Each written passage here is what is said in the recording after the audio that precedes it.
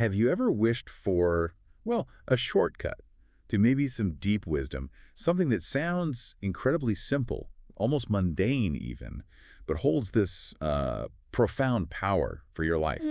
Well, today we're doing a deep dive into exactly that. We're going to unpack 10 powerful lessons for living, and they're surprisingly derived from the really rigorous world of Navy SEAL training. And these aren't just, random insights. They come straight from Admiral William H. McRaven. He's a decorated 4-star admiral, served 37 years as a Navy SEAL, and was the former commander of all U.S. Special Operations Forces. So quite the source. Wow, definitely. He first shared these ideas in a commencement speech back in 2014 at his alma mater, the University of Texas at Austin. And then he expanded them into a really compelling book. Right. So our mission in this deep dive is to really unpack these 10 lessons. They seem simple on the surface, but they're universally appealing, aren't they? Absolutely. We'll explore how they apply to overcoming life's challenges, no matter who you are, what your background is. We're going to dig into the surprising facts, the unforgettable stories that bring these principles to life, hopefully helping you see how relevant they are, far beyond just the military context. Makes sense. Okay, so what if the secret to a great day, maybe even a great life, started with something as basic as making your bed? Which brings us to McRaven's very first lesson. Start your day with a task completed. Yeah, this one's fundamental. In the SEAL training barracks, the rooms were, starting. Just a steel frame bed, mattress, sheets, gray wool blanket. That's it. Pretty bare bones. Very. And inspections were tough. They had the infamous quarter test. You'd flip a quarter onto the bed. And it had to bounce. It had to bounce several inches high. Perfectly made bed. But it wasn't about getting praise, not really. It was about cultivating discipline, serious attention to detail, and a sense of pride in doing even the smallest thing right. And that discipline, it stuck with him, didn't it? It wasn't just for training. No, not at all. It became a constant through his whole naval career. He made his bed as a young ensign. He even did it from a hospital bed after a bad parachute accident. Wow. And later, on an army cot in Baghdad while leading troops, it was like a daily signal, that he'd conquered the injury or that he was ready moving forward. That's powerful. And it's fascinating when you contrast that. McRaven himself observed something about Saddam Hussein after he was captured. Oh. Hussein was given a cot, sheets, a blanket, basic stuff, but McRaven noted Saddam never made his bed. The covers were always crumpled. What do you think that says about character, maybe, especially when you've lost power? It's a chilling detail, isn't it? Maybe it suggests, I don't know, a kind of internal unraveling, or maybe just arrogance, even then. Yeah, it really makes you wonder. McRaven's point was pretty clear. If you can't do the little things right, you will never do the big things right. It really speaks volumes about your internal state, your discipline. So the takeaway for you listening is pretty powerful. Completing just one small task first thing, it can create this ripple effect. It builds pride, momentum for the whole day, no matter how tough things get. It's like an act of controlling what you can control. Exactly. Self-efficacy. Okay, so building on that individual discipline, McRaven quickly learned something else crucial, that no one really makes it alone. Which brings us to his second insight. You can't go it alone. Teamwork, relying on others. Right. So early in SEAL training, they have these trainees, the tadpoles, and they're always lugging around this 10-foot rubber raft. Everywhere. Everywhere. On their heads to the chow hall, up and down these huge sand dunes near Coronado, and paddling it endlessly in the surf. It's 7 guys all working together. Sounds exhausting. Oh, it was. And if one guy got sick or injured, the others just had to paddle harder. It really hammered home that you couldn't get through training or combat later on by yourself. Impossible. That lesson must have really hit home for McRaven later in his career, right? With that parachute accident. Oh, absolutely. That was terrifying. 25 years into his career, he's a Commodore, doing a routine jump. Suddenly, another jumper comes under him, pulls his ripcord. Oh, no. Yeah, that opening chute hits McRaven at 120 miles an hour. He's spinning, barely conscious, pulls his own cord instinctively. But the chute wraps around one leg. The main canopy only partially deploys, tangles around his other leg. God, that sounds horrific. It was. The risers connecting the chute to the harness just pulled his legs apart. Violently. Ripped his pelvis apart by almost 5 inches, tore thousands of muscles, just catastrophic. Unbelievable he survived. Truly, he was completely broken. He admitted he used to think he was kind of invincible. This proved him wrong, bedridden for 2 months. And that's where the support system came in. Critically, his wife, Georgian, she was key. gave him this tough love, refused to let him wallow in self-pity, cleaned his wounds, kept reminding him of his resolve. And also, Admiral Eric Olson. His support was huge, finding a way around Navy medical policy that probably saved McRaven's career. An incredible story. Resilience, yes, but also just profound reliance on others. It makes you rethink what being broken even means. Absolutely. So for you listening, think about this. Life throws curveballs. Tragic moments happen, like that little rubber boat McRaven talked about. It really does take a team. You need good people to get you where you're going. You just cannot paddle that boat alone. Your success, your bounce-back ability, it often hinges on the people around you. Well said. Now, you'd think in SEAL training it's all about physical size, right? Brute strength. That's the common assumption. McRaven learned something very different. Which leads us to lesson number 3. Only the size of your heart matters. Yeah, there's a great story from training. A small recruit, maybe 5'4", tiny guy. He's facing this massive instructor, well over 6'2". Intimidating. Totally. And before a tough 2-mile swim and really rough 8-foot surf, the instructor gets right in his face, waving his flippers, saying stuff like, "You're a tiny little man. Those waves could break you in half. You should just quit now." Wow. And what did the recruit do? Pure defiance. Stood his ground, looked the instructor in the eye, and just shouted, "I won't quit." Good for him? Right. Then the instructor leans in close, whispers the real challenge, "Prove me wrong," and guess what? That recruit finished near the top of the class in the swim. Amazing. Turning doubt into fuel. But McRaven had his own moment with judging by appearance, right? He did. As a midshipman visiting the training facility, he saw this civilian candidate who looked, in his words, slightly built, almost frail. McRaven admits he doubted the guy could make it, wondered how that small frame could possibly handle the gear, the ammo, everything. So who was this guy? Turns out it was Lieutenant Tom Norris, the last SEAL Medal of Honor recipient from the Vietnam War. No way. Yes. Norris had done these unbelievable rescue missions deep behind enemy lines, saved 2 downed airmen, then he got shot in the face, a terrible injury, but battled back to eventually join the FBI's hostage rescue team. A true legend. And he looked unassuming. Completely. And get this, Norris himself was almost kicked out of SEAL training for being too small, but he proved them all wrong. It just showed that determination, that grit. It was always more important than raw talent or size. It really makes you question, doesn't it? Yeah. How often do we underestimate people based on how they look or their background or whatever? All the time. McRaven realized SEAL training was this great equalizer. Nothing mattered but your will to succeed. Not your color, ethnic background, education, social status, none of it. So the lesson for you is clear. True strength, real potential, it's often hidden. Yeah. It's the heart, the will, that truly defines capability. Precisely. All right, let's tackle one of life's toughest pills to swallow. A lesson absolutely essential for navigating challenges.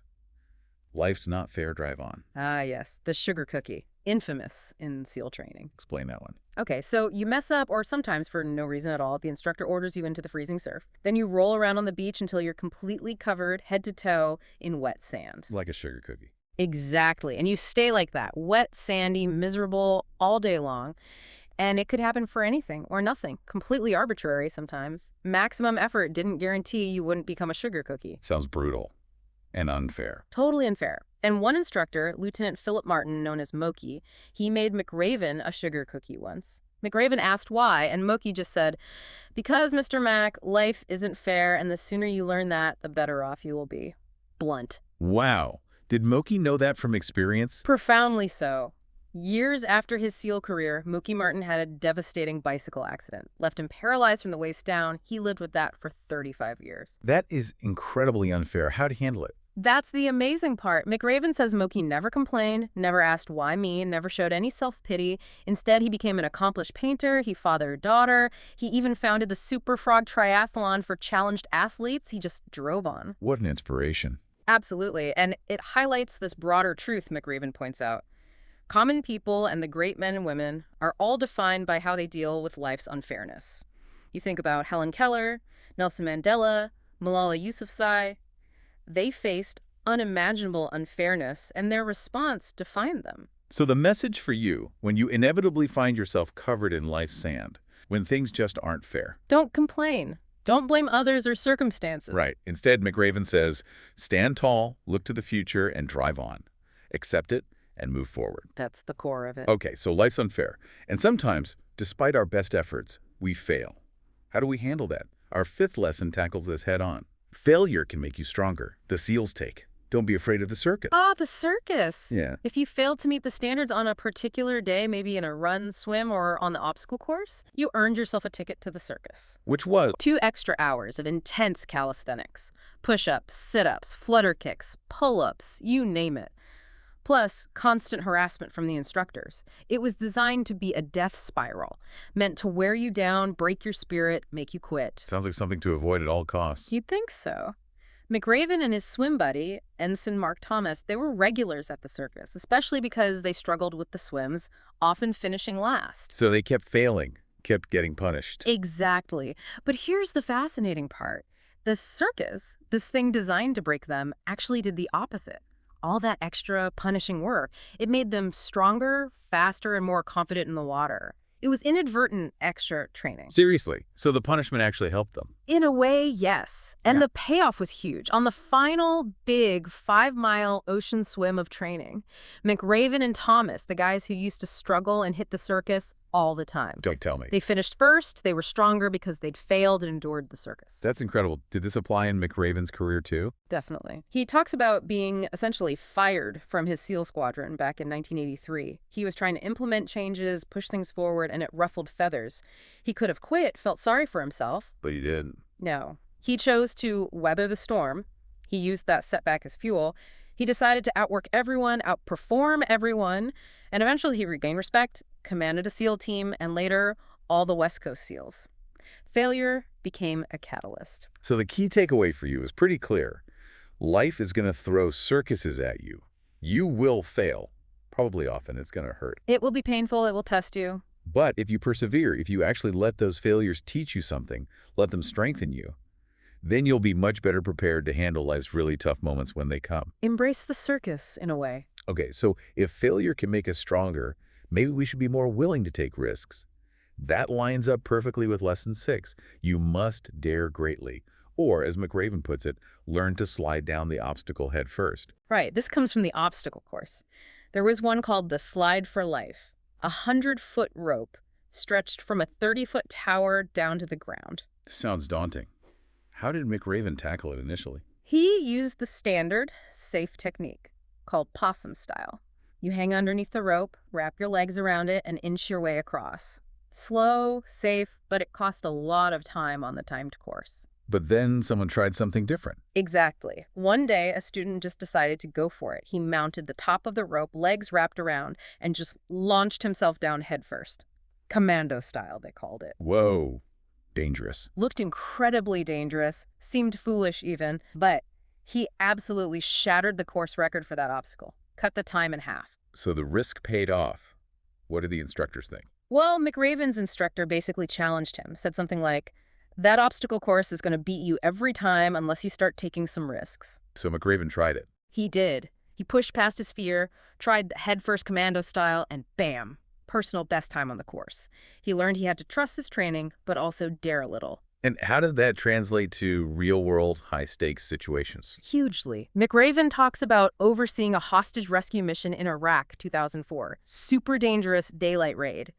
The only feasible plan involved landing 3 Black Hawk helicopters inside a tiny walled compound. Inside the walls. How much room did they have? Inches.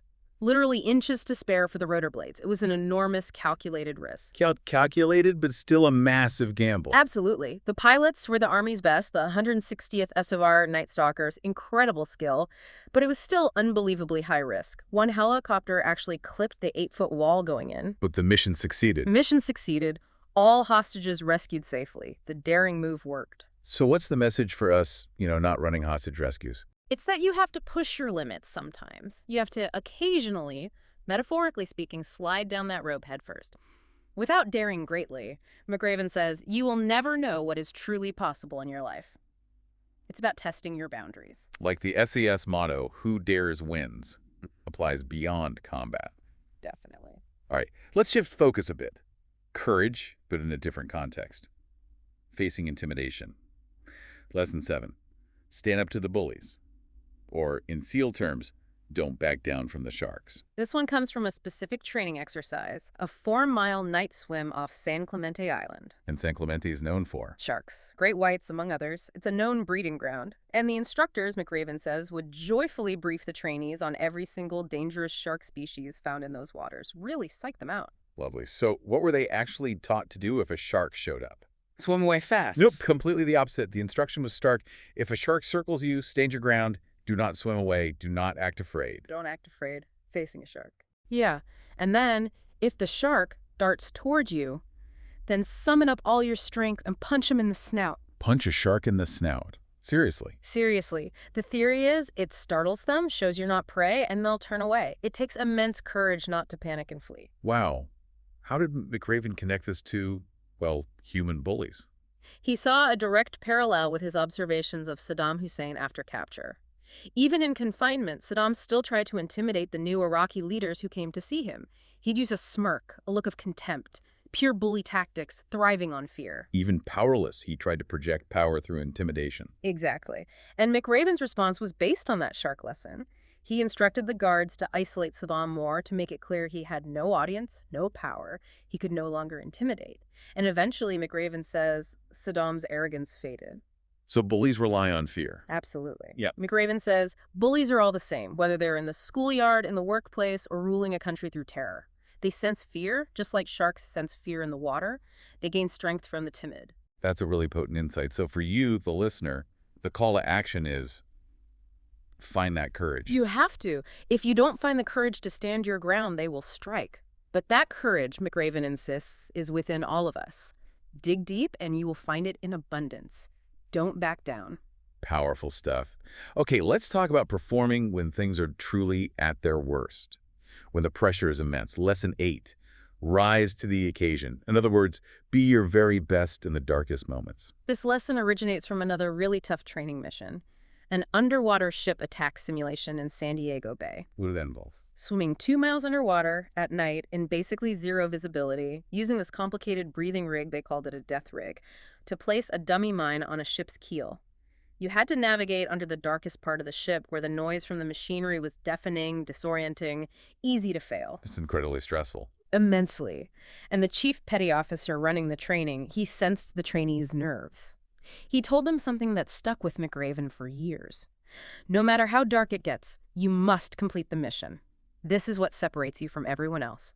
Find that next gear when it's darkest. And McRaven saw this play out in real life in truly dark moments. Yes, especially during wartime. He talks about attending ramp ceremonies in Afghanistan. These are the solemn ceremonies where fallen service members are honored as their caskets are loaded onto the plane to go home. Unimaginably difficult moments. The darkest, Oh. filled with grief. But McRaven says they were also, paradoxically, unquestionably inspiring. How so? Because of how people reacted. He shares these powerful examples. Seeing a twin brother, devastated by loss, still taking the time to comfort his fallen brother's friends. Seeing an entire Ranger unit march silently alongside the vehicle carrying their fallen comrade. Seeing airmen, after a fatal crash, took colleagues, get back in their aircraft and fly the very next day. That level of resolve is just hard to comprehend. It really is. It speaks to that core idea. There is no darker moment in life than losing someone you love. But in those moments, time and again, McRaven saw people come together to be our best during those tragic times. They found the strength not just to endure, but to support each other, to carry on the mission. So for you, the listener, when you face your own dark times, and we all do, whether it's loss or failure or deep disappointment, the message is to dig deep. Reach deep inside yourself and be your very best. That capacity is there, even when it feels impossible. building on that, finding strength not just for yourself, but using it to lift others. That brings us to lesson 9. Give people hope. The SEAL way. Start singing when you're up to your neck in mud. Ah, the mudflats. This is from Hell Week, the most notorious part of SEAL training. They're in the Tijuana mudflats, cold, freezing, chest-deep mud, howling wind, and instructors are just relentlessly harassing them, trying to break them. Morale is hitting rock bottom. Sounds like absolute misery, designed to make people quit. Exactly. And the instructors knew it, so they make this tempting offer: we'll let you out of the mud right now if just 5 of you quit. 5 men ring the bell, and the whole class gets relief. Talk about pressure. Did anyone almost take it? McRaven says he saw one guy, clearly at his limit, start to move towards dry ground, just about to give in. And then And then something amazing happened. Out of the cold, the misery, one single voice, tired and raspy, started singing a song. Just one guy. Singing. In the middle of that. Singing. Then another voice joined in, then a third. Pretty soon the entire class was singing together in the freezing mud. McRaven said the singing just persisted, and somehow that shared act, that tiny spark of defiance and hope, made the will to continue on in the face of adversity unbreakable. Even the instructor cracked a smile. Wow. One person starting to sing changed everything. Did McRaven see this power of hope play out later? Very personally. He talks about attending a service at Dover Air Force Base for the 38 service members killed in that helicopter crash in Afghanistan in 2010, extortion 17, the single greatest loss of life for U.S. forces in that entire war. Just devastating. Unimaginable grief. McRaven admits he was struggling himself, trying to find the right words, any words, to offer comfort to the families. What could anyone say? Exactly. But then he observed Marine Lieutenant General John Kelly interacting with the families. Kelly, he says, had this profound ability to connect, to console. He offered words of understanding, compassion, and above all, his were words of hope. He smiled, he hugged them, grasped their hands. He left a real impact. What gave General Kelly that ability, do you think? McRaven points out that General Kelly knew their pain intimately. His own son, Marine First Lieutenant Robert Kelly, had been killed in action in Afghanistan just months earlier. Oh, wow. He'd lived through that same darkness. He had. And he'd found a way, somehow, to rise above his own grief and become a source of hope for others facing similar loss. It really underscores the idea, doesn't it? That hope is maybe the most powerful force there is. McRaven calls it the most powerful force in the universe. It can lift nations, it can ease unbearable pain, and sometimes it just takes one person to start that ripple effect. One person to start singing in the mud. So the challenge for you is pretty direct. We will all find ourselves neck deep in mud someday. Life guarantees it. That is the time to sing loudly, to smile broadly, to lift up those around you and give them hope that tomorrow will be a better day. Be that one voice. Which brings us to the final lesson. After everything else, the discipline, teamwork, courage, hope, it all comes down to this 10th principle, maybe the most crucial one. Never, ever quit. The mantra is simple. Don't ever, ever ring the bell. Yeah, the bell. At the center of the BADS compound, the SEAL training grinder, there's this brass bell hanging there, visible to everyone, all the time. And ringing it means? Ring it 3 times and you're out. You quit. Done. The instructors make it clear right at the start. Ring the bell and all the misery stops. No more cold mornings, no freezing swims, no runs, no obstacle course, no pain. It's the easy way out. Always tempting, I imagine. What was the warning that came with it? The instructors were blunt. If you quit, you will regret it for the rest of your life. Quitting never makes anything easier, and the numbers bear it out. Out of 150 students who started in McRaven's class, How many finished? only 33 graduated. 33. That shows you how hard it is not to ring that bell. So where did McRaven find his ultimate inspiration for this principle? He found it, maybe surprisingly, not in a seasoned warrior, but in a very young Army Ranger he met in a hospital in Afghanistan. A 19-year-old named Adam Bates. What happened to Ranger Bates? On his very first combat mission, just 19 years old, Bates stepped on a pressure plate IED. An explosive device. He lost both of his legs instantly. Oh, God. 19. Terrible injuries. Blast burns all over his body. He couldn't speak because of his injuries and the tubes. McRaven went to see him in the hospital, expecting despair. Understandably. But Bates, despite everything, looked McRaven in the eye. And because he couldn't speak, he used sign language. Slowly, deliberately, he signed, "I will be okay." Wow. Just wow, after losing both legs. Incredible resolve. And it wasn't just words or signs. He backed it up. A year later, McRaven saw Bates again. Now Bates was walking, running even, on prosthetic legs, and he was back with his Ranger buddies, laughing, joking, challenging them to pull-up contests, smiling. He absolutely never quit. That story is just the ultimate example. It really is. So for you listening, Adam Bates' story, McRaven's final lesson, it's the ultimate takeaway. Life is full of difficult times. That's a guarantee. But someone out there always has it worse than you do. Perspective is key. If, on the other hand, you refuse to give up on your dreams, stand tall and strong against the odds, then life will be what you make of it, and you can make it great. It comes down to that choice. Never, ever ring the bell. So there we have it. We've taken this deep dive into these 10 lessons from Navy SEAL training. They sound simple, right? Make your bed, find someone to help, don't quit. but they're incredibly profound. Definitely not just military principles. They really are universal truths, ways to live a more purposeful, more impactful life no matter what you do. And that sequence McRaven lays out is powerful. It is. Start the day with a win. Get help.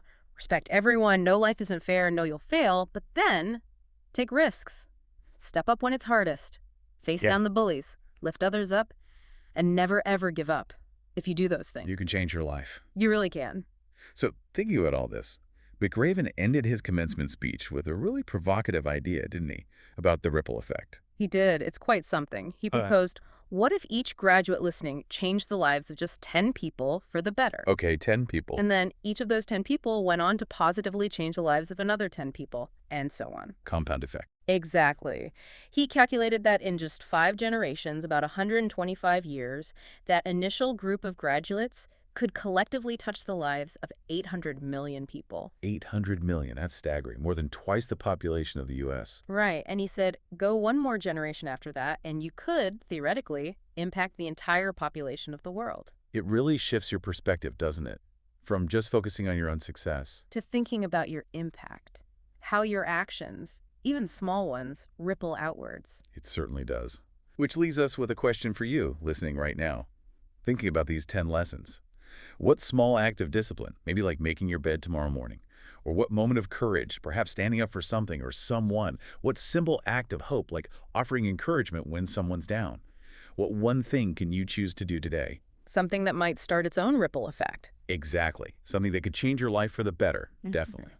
But maybe, just maybe, contribute to changing the world, just like McRaven envisioned. It all starts with you.